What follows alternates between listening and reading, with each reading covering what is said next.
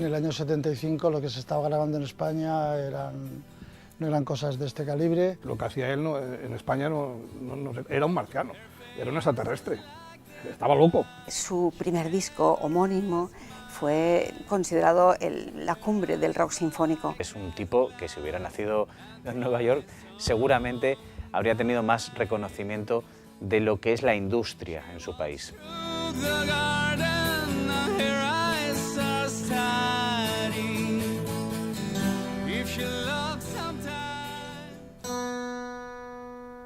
En Pegando la Hebra, el programa de radio que creé, presento y dirijo, tanto mi equipo como yo intentamos llevar siempre a los mejores o a los que consideramos que están entre los mejores de la cultura siempre que sea posible y estén accesibles. Por supuesto, tenía que entrevistar a Eduardo Bort y así lo hice el año 2015 con ocasión de la publicación por la Warner de su primer disco homónimo, que fue considerado la cumbre del rock sinfónico. Lo grabé con músicos valencianos, fue toda una movida porque nos llevamos a Madrid Mellotron, Minimux, órgano Hammond, B3 con Leslie, como 7 guitarras, amplificadores varios. El disco que está considerado como el disco que revolucionó la música psicodélica en nuestro país, porque no se había hecho nada hasta la fecha, yo me imagino cómo sería la cara de los técnicos de audiofilm.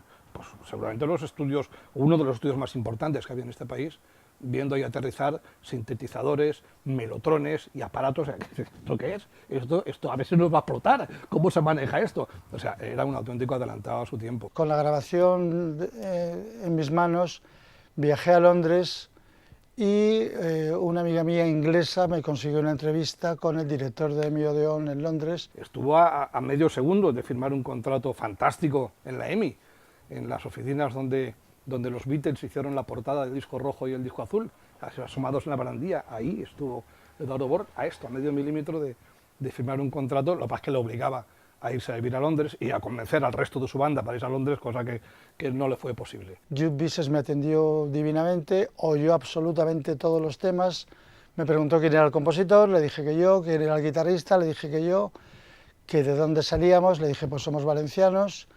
Me dijo si sobrevivir 4 meses en Inglaterra, que es lo que yo necesito para sacaros permisos de trabajo, residencia. Lo que pasa es que le obligaba a irse a vivir a Londres y a convencer al resto de su banda para irse a Londres, cosa que no le fue posible. Y él decidió venir a Valencia, quedarse aquí en Valencia. Me desilusioné tanto que deshice la banda, canté yo el disco muy mal cantado por mi pronunciación inglesa, yo no sabía inglés, sigo sabiendo muy poco. Yo siempre pensé que le iban a dar una proyección internacional. No hicieron absolutamente nada, supongo que se frotarían las manos cuando yo salí del despacho diciendo a ver si todos los idiotas vienen como este señor y nos regala las producciones. Pueden haber 1000 causas por las que Eduardo Bort sorprendentemente no está reconocido como uno de los grandes genios de la música, no solo en España, yo diría que en el mundo. Es un músico excepcional, un músico único, insólito, creativo, diferente.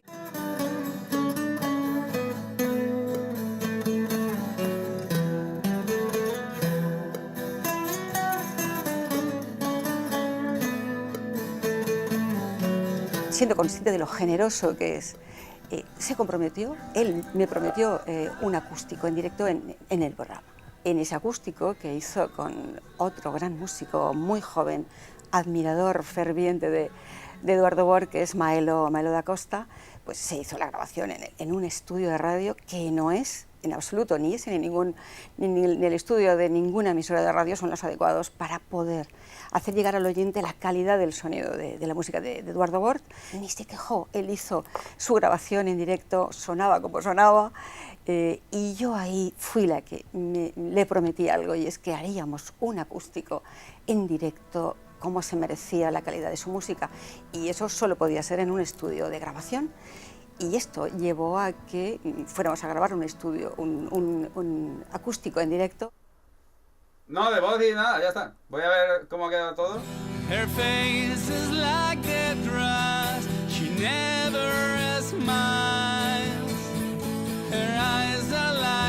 Pegando la Hebra, el programa de radio de María Vicenta Porcar, me ha dado la oportunidad de grabar temas acústicos y me apetece empezar por un tema mítico que se llama Cuadros de Tristeza. Este tema lo grabé en el año 74, salió al mercado en un disco en el año 75, un disco que pasó completamente desapercibido porque la compañía discográfica española no tuvo las miras internacionales que yo creo que merecía esta producción. En Europa había 20 emisoras de radio de distintos países, se llamaba European Pop Jury, Jurado Europeo de Música Pop, y de repente, sin que yo supiese nada y sin que la compañía discográfica tuviese ni idea, por votación popular, es decir, pensemos que en el año 75 no había teléfonos móviles, la gente que quería votar tenía que saberse el número de la emisora, coger un teléfono fijo, marcar el teléfono fijo y votar uno de los temas que estaban emitiendo en 20 emisoras, entre ellas el barco mítico Carolina, que era un barco que andaba navegando entre Holanda e Inglaterra poniendo música muy vanguardista. El tema Cuadros de Tristeza de mi primer disco quedó el número 1, sin saber nadie quién era el artista, quién era el compositor y sin saber nadie qué discográfica había. Para esta grabación que llevamos entre manos ahora, para este programa de radio, se me ocurrió hacer un acústico de este tema cantado por Maelo da Costa. Maelo da Costa es el cantante de un grupo valenciano que se llama Corb, un grupo con un futuro, le auguro un futuro impecable. Están haciendo lo que entonces se llamaba música progresiva o música o rock sinfónico, pero actualizado. Este hombre descubrió que mi primer disco era de un valenciano, él estaba estudiando Historia del Arte y la tesina de final de curso la hizo, el trabajo de tesina lo hizo basándose en el trabajo de mi primer disco.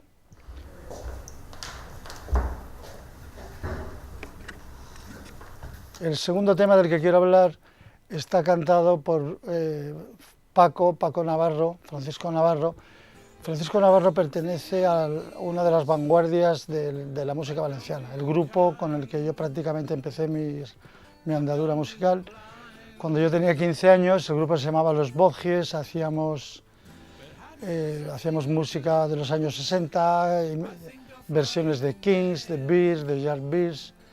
Seguimos los componentes de Los Bodgies vivitos y coleamos todavía porque seguimos ensayando. Somos de los pocos grupos valencianos que seguimos siendo los mismos.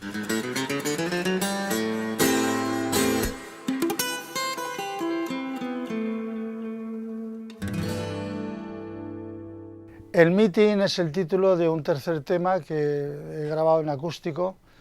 Lo ha cantado otra de las vanguardias musicales valencianas, queridísimo en Valencia, conocidísimo por toda la región valenciana con su discografía, se llama Julio Galcerá y el tema es un extracto de un poema largo de Jacinto Benavente. Y en ella hemos incorporado, María Vicenta siempre me dice que yo abro puertas, que doy oportunidades, pues en mi grupo llevo gente muy joven, me encanta en la medida de lo posible abrir esas puertas y dar oportunidades a gente que empieza y en este caso he mezclado como segunda voz en el tema El Meeting, haciendo la contra, coros y la contra y un soporte final improvisado con una cantante novel joven que se llama Nadine.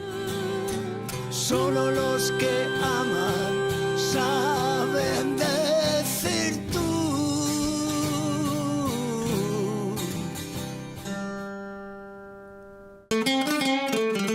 Para rematar la jugada acústica, pues he hecho un intento de hacer una especie de introducción para el programa, un rock and roll que lo llamo rock and board, por bromear un poco.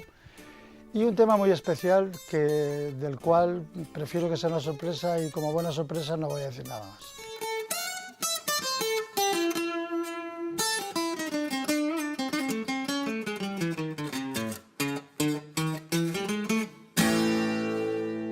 Diego Eduardo, de una manera casual, buscando información para realizar un vídeo para la página web de las provincias, encuentro que los Bodgies se reencontraban y iban a ofrecer un concierto en Black Note 40 años después. No habían editado ningún disco, tampoco parecía la típica información que iba a colapsar la web, y de repente veo Eduardo Bort. Me sonaba, digo, este tío, este era un músico muy bueno, de rock, progresivo, que no, tampoco es el estilo que más me guste a mí. Y efectivamente empiezo a indagar, sí, es él, es el de Picture of Sadness, joder, hay que hacer noticia ya. A partir de ahí surge la chispa, es un tipo con el que empatizas enseguida, muy claro, muy abierto, muy sincero, y empiezo a conocer su historia, empezamos a quedar, y aquello empieza a solidificarse, y yo empiezo a ver que hay material para algo más que un reportaje solo de Eduardo Bort. Y entonces surge la idea entre los dos, tras conversaciones, cafés, etcétera, de que hay que hacer un documental. El documental es él, o sea, no podía ser de otra manera. Yo a Eduardo lo conocía de oídas y de leer en revistas musicales. A mí me gustaba mucho la música y me gustaba mucho el rock sinfónico, el rock progresivo. Y había oído hablar de él, y había oído pues, en revistas, en vibraciones. Y Eduardo era un referente porque era como una especie de rockstar, pero a la española en nuestro país, ¿no? Personalmente Eduardo lo conocí en un concierto que hizo en Pachá Auditorium, yo creo que fue a mitad de los 80, y él sacó su disco Silvia en el 85, pues ese concierto sería en el 86 o el 87. En Pegándole ahora vamos a hacer todo lo posible, todo lo que esté en mi mano y en la mano de mi equipo para difundir la música de Eduardo Bort, para que esta música se conozca, que el gran público, ojalá fuese así. Yo estoy convencida de que cuando la gente empieza a descubrir, van a poder disfrutar de su música y van a poder aprender, porque después de oír la música de Eduardo Bort, soy mejor persona. Es una música que nos hace ser mejores personas, porque hay tal calidad, tal sensibilidad y tal humanidad, que esto se produce. Para los melómanos es inevitable disfrutar, amar y aprender de la música de Bort. Que se le realice un tributo, que se está gestando, preparando para rendir homenaje a la figura de Eduardo Bort, me parece de justicia, extraordinario. Que lo hagan además en su casa, que sea profeta por lo menos un día en su casa un valenciano, pues que le rindan los valencianos un homenaje a un tipo cuya música es universal, pues me parece todavía mucho mejor y merecidísimo. Yo no creo que nadie deba nada a nadie. Las cosas son como son, y en la música tú tienes que tener la suerte, la oportunidad y el talento de publicar tu trabajo y la gente de valorarlo si le gusta o no. Lo que es una auténtica pena es que Eduardo no haya tenido la posibilidad de sacar su trabajo y que la gente lo valore. Me cabe el honor de decir que 40 años después, hoy en día que los discos no duran ni 40 minutos, pues el mío se está vendiendo, promocionando y con excelentes críticas 41 años después.